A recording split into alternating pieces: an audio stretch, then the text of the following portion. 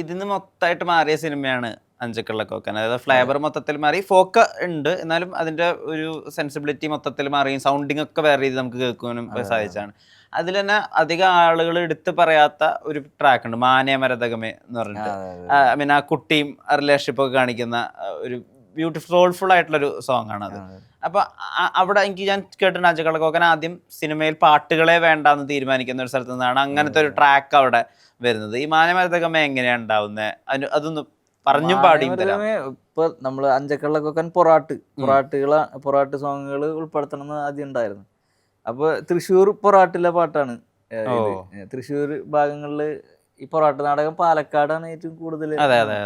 അപ്പൊ അവിടത്തെ പാട്ടുകൾ വ്യത്യാസമുണ്ട്. അപ്പൊ എൻ്റെ ചെറിയമ്മയുടെ നാട് കുറ്റിമുക്ക്, അവിടെയുള്ള കുറച്ച് ആർട്ടിസ്റ്റുകളുണ്ട് ഈ തൃശ്ശൂരിലെ പൊറാട്ട് നാടകം അതില്. അപ്പൊ ശരിക്കും പുഴയ്ക്കൽ അപ്പു ആശാനാണ് അത്.